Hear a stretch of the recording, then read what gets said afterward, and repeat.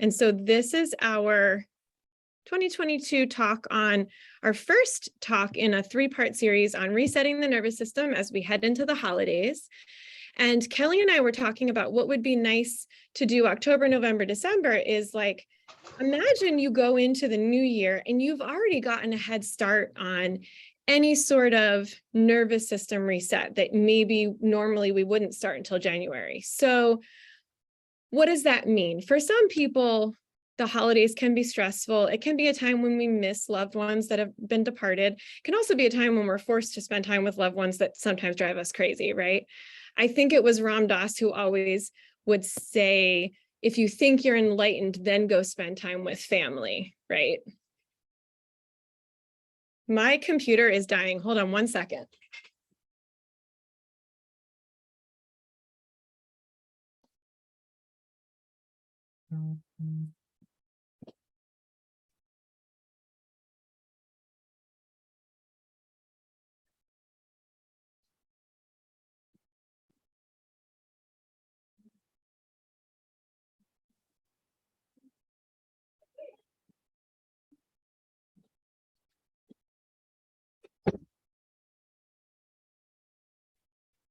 So we have an intern here, Swathi, and if you have not met her, I hope you meet her when you come in.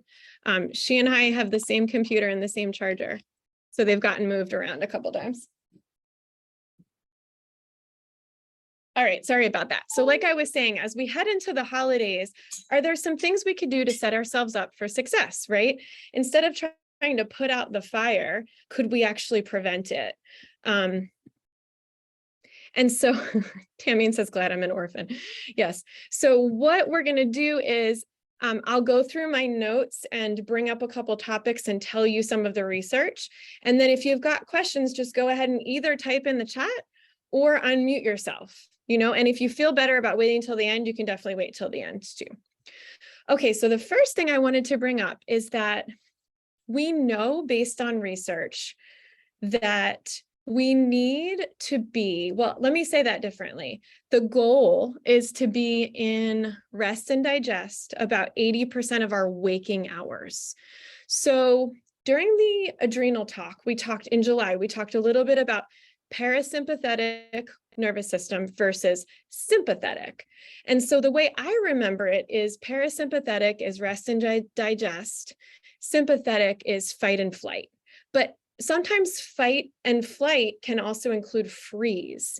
So it doesn't mean that you feel more energy, but certainly when you're in the sympathetic state, you feel more alert, usually, a little bit more on edge, okay? Rest and digest, the parasympathetic side of that is very different. If you think about having a leisurely meal, let's pretend we live in France for a minute, and we've got a 2-hour lunch break, and we all sit around and we have this wonderful lunch, right? And at the end of the 2 hours, you feel restored. So my question for everybody is, how much of your day, your waking hours, do you think you're spending in rest and digest? And I will share with you that during my clinic days, I'm probably not spending 80% of my time in rest and digest. But I think I'm balancing that out. And I've learned in the last decade of studying yoga of like how to balance that out, how to take some deep breaths and reset between patients. For me, that's really important. We have a lot of new patients that are therapists, and I think that's really important for therapists too. And I know some of you and like what you do for work and what you do at home, I'm sure stepping outside of a room, taking a deep breath and resetting would sometimes help when dealing with partners or children, right?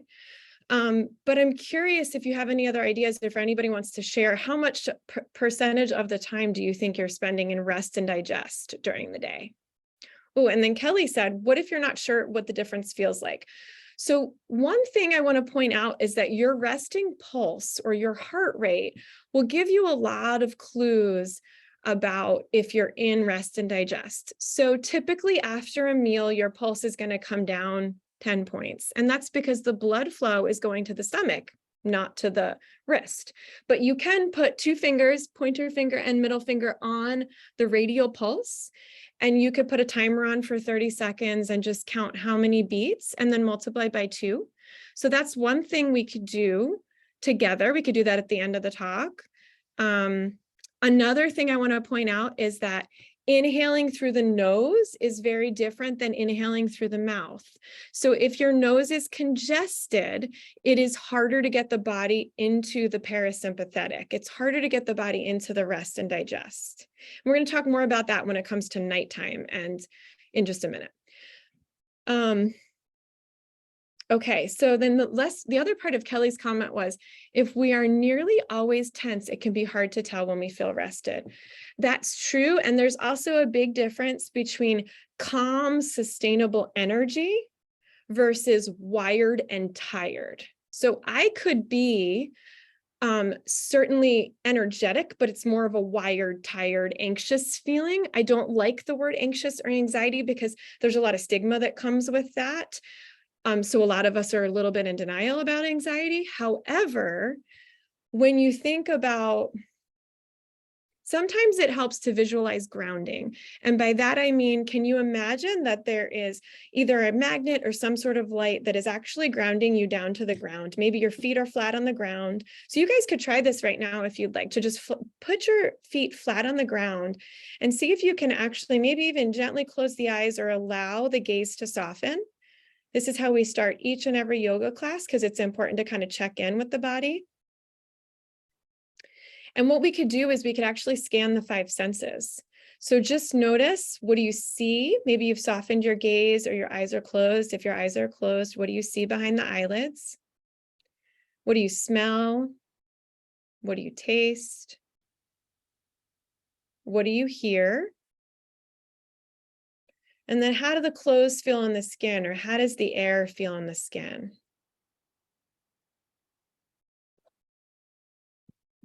So that only took less than 10 seconds. And what we did was we brought our awareness to the here and now. So that's certainly something we could use more frequently. It's available and it's free. Interestingly, Tamian also mentioned I'm too short, my feet never hit the ground. It's funny, I have long legs, but I tend to be like cross-legged a lot in chairs. You can still visualize that there is some sort of connection between your tailbone and the earth. And you can imagine the power of visualization there. 2 things I recommend for the power of the visualization. One is any podcast or talk from Ram Dass that talks about visualizing grounding or visualizing positive thinking. And the other is a book by Wayne Dyer called If You See It, You Will Believe It. I might have said it backwards. If you believe it, you will see it. If you believe it, you will see it. Yeah, when you believe it, you will see it. I just got it. You suggested it to me. Yeah. It's not a new book. But one of the things he talks about, Wayne Dyer talks about, is just the power of the images in your brain. Interesting, Tamian said she actually went from 104 down to 83 for her resting pulse just by checking in with the 5 senses. So I think that's great. Yep, Ram Dass, and then Kelly's posting a couple of links too. So the next thing I wanted to mention was we all have a circadian rhythm. We're going to come back to the rest and digest in a minute, but we know that the gut bacteria are really important for our circadian rhythm. Sometimes taking an antibiotic can be enough to knock out enough of the beneficial gut bacteria that our circadian rhythm becomes out of sync. However, we can get it back, number one, when we allow the sunrise and the sunset to come in through the eyes without glasses or sunglasses on. But there's a UV coating on the windshield of the car and on the windows in our homes. So we really need to be outside without glasses on, not in the car and not in our home for a couple minutes during sunrise and sunset to really reset the circadian rhythm of the brain. If you search PubMed for circadian rhythm gut bacteria, you'll see there's a ton of research going on right now. Just which type of bacteria are the most important for producing calming hormones like L-theanine and melatonin. And we're going to talk about melatonin again in a minute. So, but I just wanted to point out the gut in general, the bacteria are making vitamins and they're working really hard while we are sleeping. So if we're not sleeping, we're going to end up with certain deficiencies in vitamins that we would otherwise have enough of if the gut bacteria were able to do their work. So when we're awake, doing things and being productive, in general, these gut bacteria are sleeping. And then when we're sleeping, they're awake. So I think that's really interesting because they almost have the opposite rhythm that we have, but they also greatly influence our melatonin and cortisol. So we need the gut bacteria to be in balance for multiple reasons so that we sleep well. Tamian says, how do you weigh that against skin cancer concerns in terms of getting sunlight? So number one, I'm talking about getting sunlight in your eyes, not on your skin. So you could cover the skin and go out and just have the eyes exposed. But also if your vitamin D level is healthy, then you have a much less risk of skin cancer. So if you are supplementing and your vitamin D level is up at 50, then your skin cancer risk is very low based on research. Having said that, you know, it's tricky to try to balance skin damage you might have gotten from the past, which is a whole different conversation we can talk about later regarding antioxidants, as well as vitamin C and hyaluronic acid and things that you can also do topically like retinol. So we can talk about that in another talk too. The next thing I wanted to bring up in addition to the circadian rhythm is we know that the screen contains white light and it contains blue light. So the laptop, the tablet, our phones, they all have a little bit of white light that also contains blue light. The blue light is the harmful light.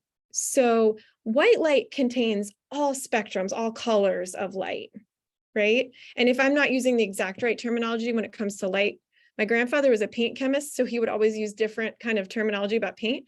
But my point is the white light contains all different colors, including red, including blue, including green, right?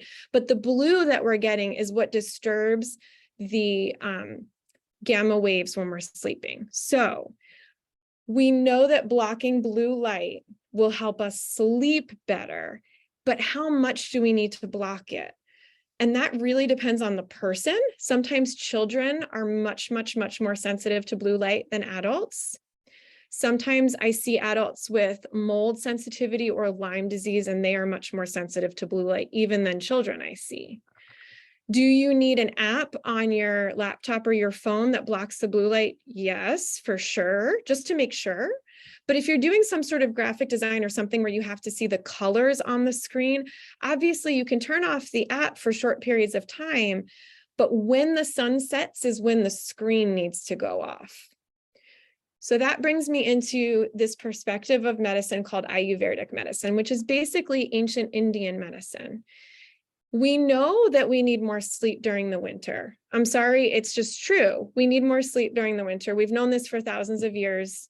And ancient yogis knew it, and they would practice yoga at sunrise and sunset. And obviously that was a very different time in June as it was in January, but that's what the body needs. We also know that timing wise for digestion and food, we should eat a little bit earlier in the winter as the sun is setting earlier. And we're supposed to be more tired during the winter. So that's a little tricky because a lot of us are trying to fit the way our bodies evolved over millions of years into this modern day, quote, modern day way of living with the screens constantly on and people from work emailing us at all times. The more people that fight back regarding how the system is set up, the better chance we have of changing the system.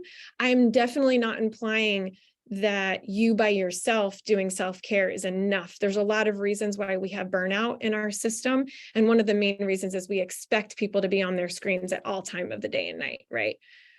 But if you have the flexibility and your boss is okay with it, or you've negotiated a little bit of a compromise, get the screen off when the sun goes down. And that means not watching Netflix after the sun sets. And that means getting a book that actually has like paper pages. Or last night I got like a drawing pad out and I just started drawing and doodling, and my brain over the next hour just like slowly shut down because the screen was not waking my brain back up, right?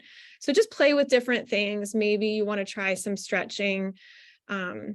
It's really hard because the screen is more addictive than any chemical I've ever encountered. I used to work at a methadone clinic, and I think the screen is much more addictive than heroin. People are shocked when I say that, but we've got research that says because it's socially acceptable, we're looking at our phones 300 times in a day, right?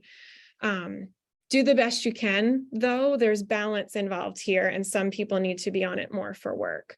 But definitely an app to block the blue light, glasses that block the blue light. They've made really great ones now that you can't even really tell they're blue light blockers. These ones I have on now are blue light blockers, but you can't really tell. So, and then the other thing I was going to say about that is that when we measure people who are blocking the blue light, we know, or they're not on the screen, we know that they're getting more deep sleep versus light sleep. And there's a couple ways that you can tell if you're getting more deep sleep. One of them is the Sleep Cycle app, which is, I think, still free for the first 7 days.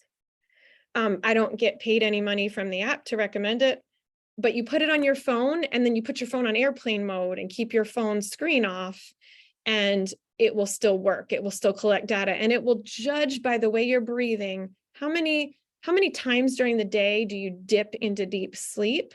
We want you to dip into deep sleep at least 4 times during the night. I didn't mean to say day, during the night. The other thing is an Apple Watch. Sometimes we'll do this. I just had a patient this morning that was able to pull up exactly how many minutes of deep sleep he got based on his Apple Watch. Again, it's measuring usually pulse and breathing. And then Fitbit, some of the Fitbits, the newer ones, will tell you how much deep sleep, and the Oura Ring.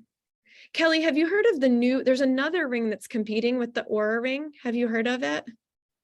I haven't. No, there's another one. Josh will send it to us, but it's basically the same idea as the Oura Ring. Oura is O-U-R-A. You can find used Oura Rings on eBay now for like $199. New ones are like $500 or $600. So it's kind of nice because it does also give you heart rate variability when you're awake. And that's something we talked about during the adrenal workshop. So if you want to know more about that, go back and watch that video. I think those are all the tools and apps I wanted to tell you about. But just be careful about getting too gadgety. Remember that when you wake up in the morning, if you feel really rested, that's the best sign that you got deep sleep. If you're sleeping with your mouth open and you're breathing through your mouth, then when I examine you in the office, I can usually tell if you have tonsils, they'll be bigger and they'll start to get craters in them. They'll start to get very dried out. So hypertrophic, meaning bigger, and then also dried out tonsils is a sign that you're breathing through your mouth at night. If you don't have tonsils, sometimes the back of the throat just looks pretty red and irritated from breathing through your mouth.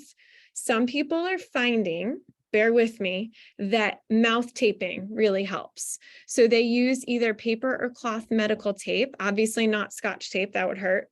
And they tape their mouth and it actually allows them to naturally breathe through their nose.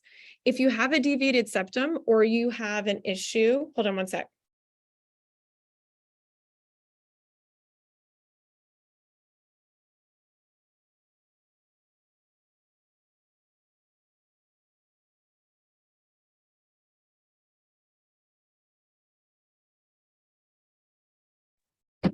Sorry about that. Okay, so yeah, duct tape, I mean, it'll stay on, but I just don't want anybody to rip the skin off. So I recommend you start with like paper or medical tape that's either cloth or paper. Yes, circular is the other ring besides Oura. So the other thing though is if you tape your mouth, but you have a deviated septum or your nose is really stuffy, it's going to be very challenging to breathe through your nose. Neti Pot, which some people like and some people don't, can really help before bedtime to open up the nose, as well as X-Clear, which is actually spelled X-L-E-A-R. It's just xylitol nose spray. That can be really helpful. And if you've been exposed to mold and we haven't cultured you for MARCONs, that's something that we should do. So let me know at your visit, or let Kristen know at your visit if you have not had a sinus culture, but we think you're breathing through your mouth at night. Chronic fungal infection in the airway causes swelling, and that causes the soft tissue to block the airway. So even if you're breathing through your nose, if you have a chronic fungal infection in the airway, it's very challenging to get the body into deep sleep and to get the nervous system to reset and calm down. So that's also something we can culture, or Dr. Gerby, our ENT friend, can culture that. I wanted to skip ahead to the melatonin conversation. Should you take melatonin if you can't sleep? It depends. Some people do not respond well to melatonin because it causes them to stop making melatonin themselves. It is a hormone. Yes, it's over the counter, but if you start taking it, you may stop making it, which means you have to take higher and higher doses as the years go by.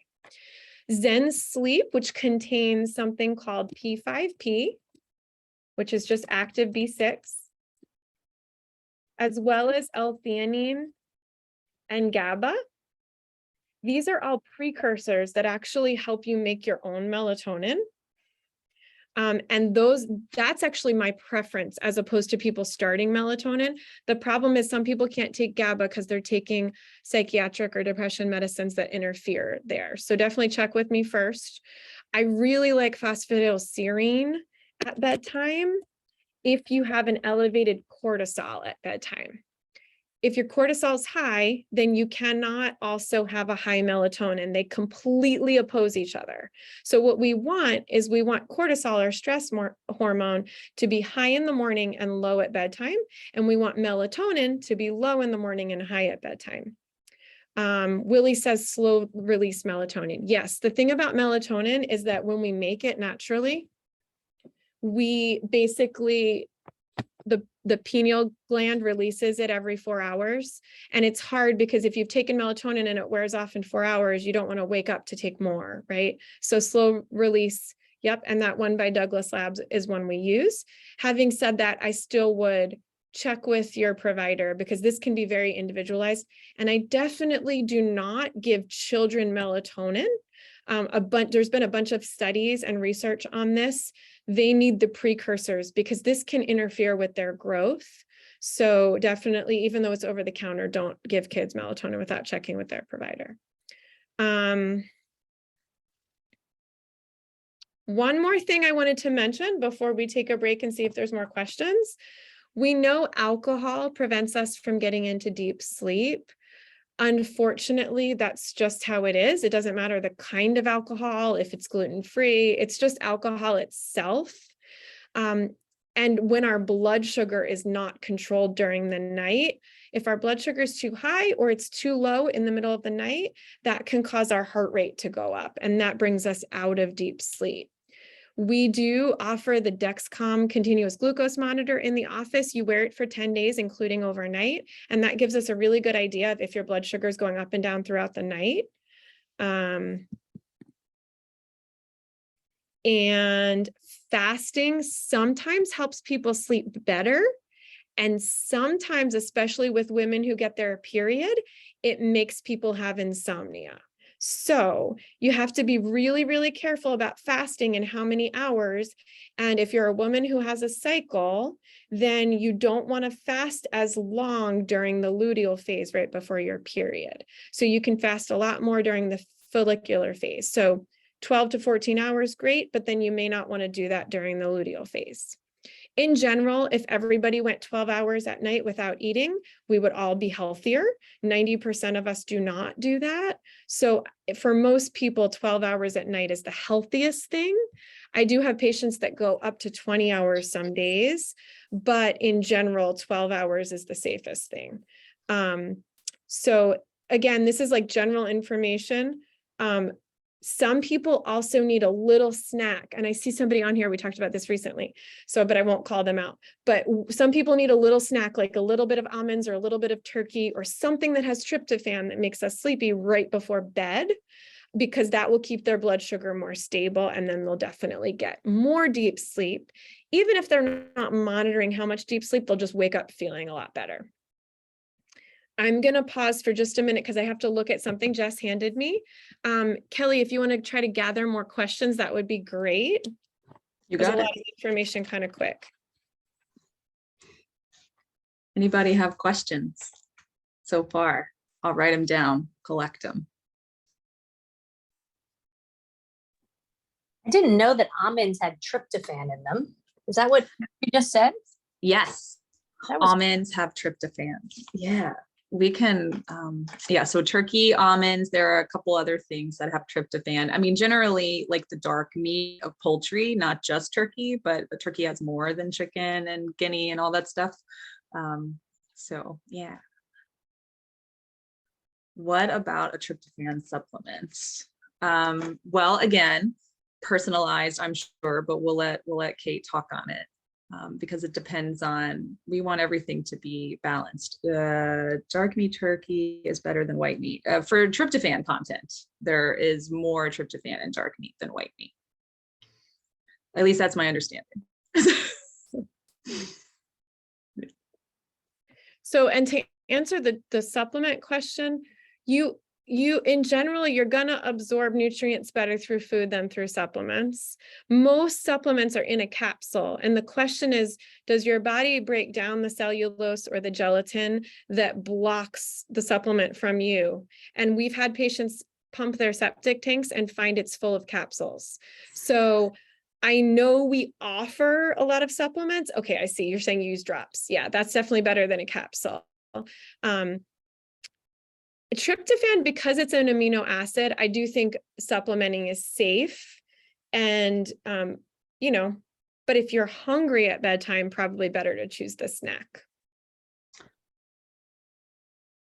Any other thoughts or questions? And Kelly, I'll be right back. I'm going to walk away for just a sec. Sure.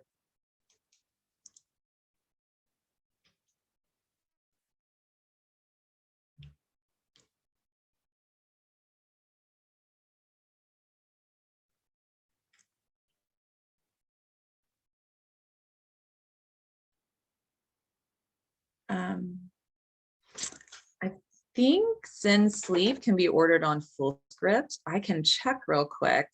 And that's a really good question. I don't have a Fitbit and I don't use Apple. I use Samsung. So the Sleep Cycle app, you know, you can have your phone on airplane mode.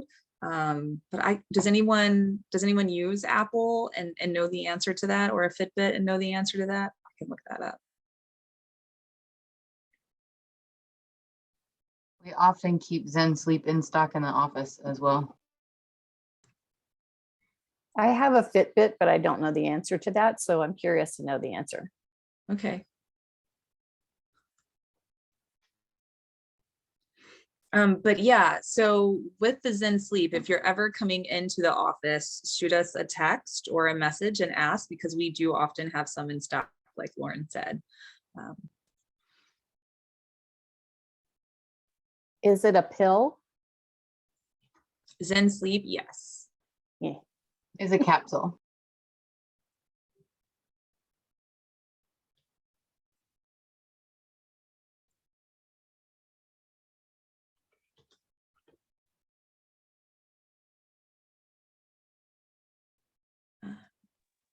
I've used So, Sleep and it's pretty good.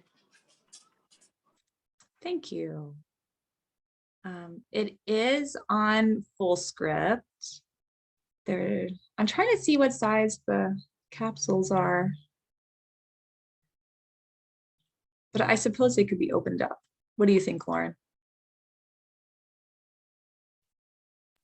I don't know how whatever's in them would taste, but they're just a standard, you know, like they're the most standard size capsule that you can think of.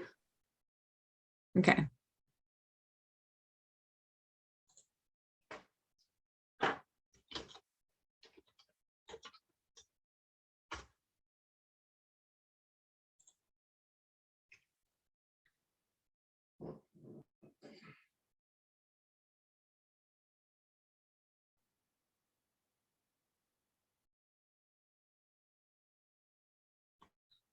So I'm doing some research on EMF radiation for Fitbits currently.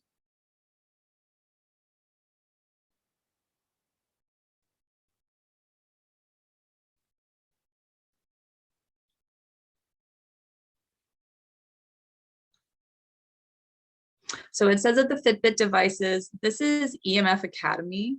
So just Googling an answer here, just for a quick response. The answer may change as we do more substantial research here.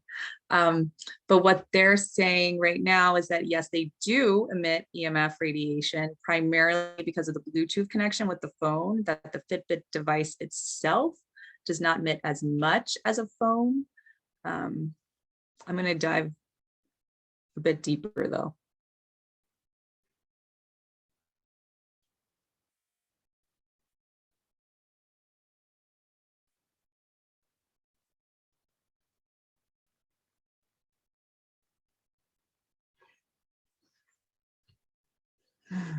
All right.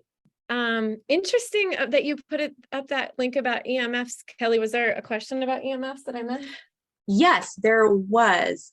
Lauren had a question on if the Fitbits or Apple Watches emit EMFs.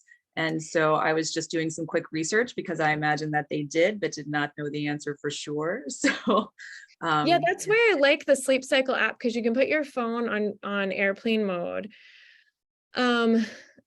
When Bluetooth is on, right, there's more of a radio frequency as opposed to when Wi-Fi is on. So I do recommend people turn their Wi-Fi off when they're sleeping. I know it sounds crazy because if you look, your neighbors, and I mean, I live in the city, there's like 18 Wi-Fis that are affecting my bedroom. But there's also a net you can buy. Some people are very sensitive to EMFs and some people aren't as sensitive. There's also a net you can buy that would surround your bed. And there's a local EMF inspector. His website was EMF Tracings. I haven't checked lately to see if he's still going to people's houses, but he helped one of our patients a lot because he went and found it was a brand new house and they actually hadn't grounded the house. Believe it or not, the electricity was completely wired incorrectly. So this patient was having really bad insomnia in his bedroom, and it was because the EMFs were very high in the bedroom. Okay, so Tamian said Yoga Nidra. So Yoga Nidra is something we can do at literally any time. Our goal is to support the body or prop the body up in a way that requires zero effort from us, and we have as little pain or discomfort as possible.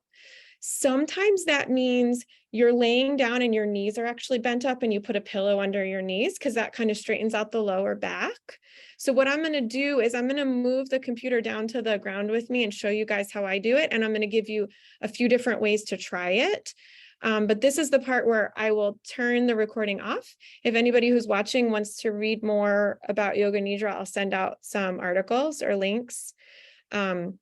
Yoga Nidra, though, in general, just means like yoga of sleep. Keep in mind that the word yoga just means union, and there are 8 different branches of the type of yoga that I studied. Only 1/8 of yoga is the poses, or what we think about when we think of yoga. For example, another 1/8 is good deeds that we do to other people. So if I go practice my yoga in a studio for an hour and I do all these poses, I've accomplished 1/8 of yoga. And then I get in my car and I flip somebody off as I'm pulling out of the parking lot. That's actually not the yoga, right? So I think it's interesting because we've really Americanized it. And my goal is to pass on the teachings that I've gotten regarding yoga in as authentic of a way as possible. Pattabhi Jois was an Indian man who came to the US, and he taught Larry, my teacher's teacher, and then Larry taught Ashley, and Ashley taught me. And so I'm trying to pass on anything that was given to us from Pattabhi Jois. So I can give you all some more links regarding different types of yoga. We get in our heads about yoga because we think we're not flexible enough, or we don't know what to wear or what equipment to buy. And the truth is, you can wear anything and you don't need to buy anything, right? That's not the yoga either. That's the industry or the Americanized version, or there's a lot of controversy because Yoga Alliance has decided to pretend that yoga came from Swedish gymnastics, which we know it did not. We know it's an ancient Indian art. So I won't get into that too much, but suffice to say that kindness to each other. Deep breathing is another part of yoga. And then this type of yoga is called Yoga Nidra. And it's basically just supporting the body in a way so that the mind can become as relaxed as possible. All right, so I'm going to end the recording. Before you end the recording, I wanted to go back to fasting. Something that I talk with people about is I have a 12-hour fast, but I stop fasting at 8 or 9, and then I don't eat until 10 or 11 the next day. And there was my fast, and it was 12 hours. And so I know that you mentioned some people, you know, can benefit from snacks before bed, but I was wondering if you would speak to letting the liver and the gut, you know, have its digestion time so it can rest during sleep and what benefit that offers. I was wondering if you could touch on that real quick. Yeah, I mean, so in general, let's just say, for example, the sun is setting at 6 p.m. and you're getting in bed. So here's where the disconnect usually happens is if the sun's setting at 6, you should not be getting in bed at 1 a.m. But that doesn't mean we have to change it like right now. We can change it slowly, like maybe go to bed at 12:30 and then midnight and then, but Kelly, you're saying like, what if you eat at 8 p.m. and then you don't eat again till 8 a.m.? Right. So we're talking about the fasting, but there is a benefit to, you know, like fasting from 6 to 6 rather than 9 to 9 or 8 to 8. And so I was wondering if you would speak on that just a bit. Especially during the winter. The problem is not that we need to eat later. The problem is we need to go to bed earlier. Does that make sense? So if I know my blood sugar is more stable, if I finish dinner at 6 and I go to bed at 8, then I need to get my butt in bed at 8, right? But that's not our normal society's way of doing things. And so we know that the 12 hours is really important for something called autophagy. And autophagy is basically programmed cell death. Well, why would that be important? Well, especially with the brain, in order to prevent things like Alzheimer's and brain tumors, we need the neurons to go around and clean themselves up every night. And that only happens when we have the fasting window of around 12 hours. So we are more likely to develop things like cancers, as well as insulin resistance, as well as Alzheimer's and even brain cancer if we are not fasting 12 hours at night. There was even a recent study on multiple sclerosis, and patients are more likely to get MS if they are not fasting 12 hours at night. So it might sound challenging, but what we're asking is actually just that you sleep more and you do the best you can. This is not about being perfect. This is more like, if I'm going to stop eating at 7 p.m., okay, I'm not going to eat until 7 a.m. And usually for most people, when I explain it that way, they're like, oh, that's actually pretty doable. 12 hours is usually attainable. If not, and that sounds scary to you, then just start with 10 hours, but start somewhere. I think I think the way that we think is really important here, and trying to make baby steps that are attainable is really important. So maybe I know I can't do 12 hours tonight, but I feel like I could do 10 and a half. Great. I think we need to focus on the positive, and yes, it would be healthier to go like 6 p.m. to 6 a.m., but that's also a generalized statement. Some people do not need to be awake at 5 a.m. And there's a couple different quizzes circulating online I've seen that will help you figure out your best sleep time, but not everybody is going to sleep best from 8 p.m. to 5 a.m. Some people are going to sleep better from 10 p.m. to 7 a.m. So finding your kind of rhythm there is also important. Knowing that as soon as you figure it will probably shift. We're supposed to shift every few years, our hormones shift, and that's okay. The goal is being more flexible about like whatever comes up and meeting it and noticing it. And that's actually part of the yoga too. Tamian said, what are the other 4 types of yoga? Let me tell you before I hang up or before I stop the recording. I know one is enlightenment, which the likelihood of all of us getting there this lifetime is low. But we may have the glimpses link I of it. share. Oh, sorry. Yeah. No, go ahead. Does that have the 8 limbs? It does. And here's another one. Eckhart. I like this website. Oh, you like Eckhart? Okay. But I mean, there's lots of good information. So the karma yoga is the good deeds. Yama yoga is restraining from things. So for example, if you're avoiding cigarettes, that would be yama yoga. The niyama is the positive. So that's more like, I'm going to sit and meditate for 5 minutes. It's the things you do or do as opposed to don't do. The asanas, or what I already talked about, is just the yoga flow or the postures. Pranayama means breath work, and that's just inhale, exhale. Everybody in every single language can do it the same, right? Inhale, exhale. Pratyahara is more of the senses do not affect my mood anymore. We're all kind of born very sensitive to what we feel. If we have pain, if we're upset, thank you, Kelly. Yep. Then things are going to bother us. If I'm cold, I might not be as happy, right? Mm-hmm. But so this part of the yoga is actually overcoming the senses. I'm not going to pretend like I've gotten through all these. It's all a practice for everybody. And then pratyahara, we already talked about that one. Dharana is more the concentration. And again, that one really starts with meditation, but I hate the word meditation, just like I hate the word anxiety, because all I'm talking about is noticing, awareness. Oh, hey, that person annoyed me, or, oh, I feel this, or, oh, I just noticed I'm thirsty, or I just noticed my back hurts or something. So there's an awareness that comes first, and then we can work through it. But the awareness is the hardest step.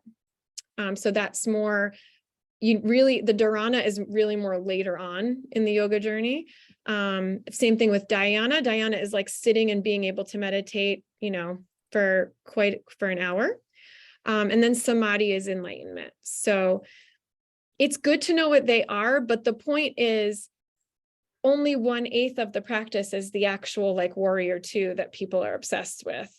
You don't have to do the postures, or you don't have to be like super flexible to do all the other or read about and learn about and practice all of the other types of yoga.